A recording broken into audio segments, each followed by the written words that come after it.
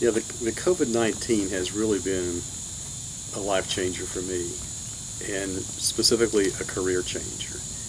And for me, my life has been, working here for 26 years at Southeast Poultry, the director, and I spend my days and long hours working in the lab and in the office there. But the COVID-19, it has really changed my career, my perspective on my career. Before the pandemic, I was making every month a trip internationally, or at least domestically, and then a lot of international trips. With the pandemic, all that traveling has stopped, which has opened up a lot more time to do things here at home and in Athens. And although with the pandemic we've closed our office and I work from home, it's kind of opened up other opportunities. For example, virtual meetings. I do a lot of virtual meetings, and never thought I would be able to do that sort of thing and meet with people from all over the world for conferences or for communication. I do miss going into the laboratory and working, and it has really slowed down our research work in the laboratory.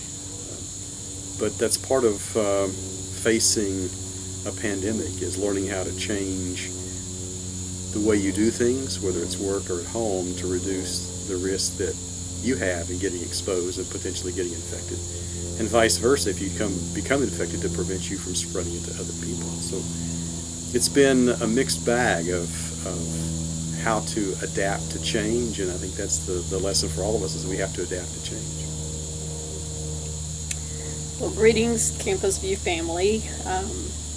We miss seeing you every Sunday, but for me, my life hasn't changed a whole lot other than the Sunday morning worship, because I'm a stay-at-home, I guess I can still say I'm a stay-at-home mom. My kids are grown. I don't have a job outside the home, so virtually doing things is not even an option for me because I just stay home. The one thing that I have been busy with this summer, two things. I have been making a lot of masks for Campus View members, for colleagues of David's that work in his lab, and also for St. Mary's Hospital. So I've made over 300 masks so far. If anybody needs one, I still have fabric, I still have elastic, and my sewing machine still works. So just let me know if you need a mask or two. The other thing that I have been really busy with this summer is with Yana Sue Hendricks, which is Chi's daughter. And she and her cousin, Chioma, spent the summer here staying in her apartment, and one of my tasks, which I thought I was finished with this, was teaching Yana Sue how to drive. She had her permit, and so we had a real crash course of about 2 months learning how to drive. I had to go all the way to Augusta with her to do her driving test, which she passed with flying colors, made a 95. Woohoo! That says something for the teacher.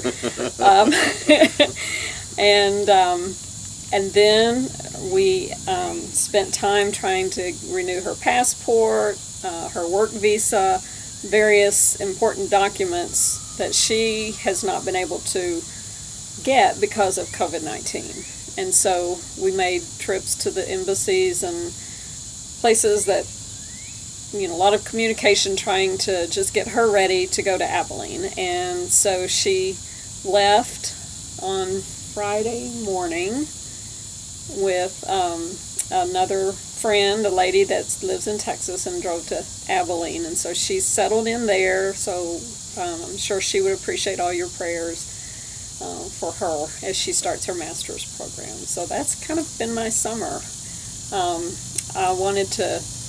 One of the things that I like to do in the mornings is read my Jesus Calling book. I know a lot of you do this, and this morning's reading I feel like is pretty pertinent to what we're going through, so I wanted to read that and just share those thoughts. And I like Sarah Young.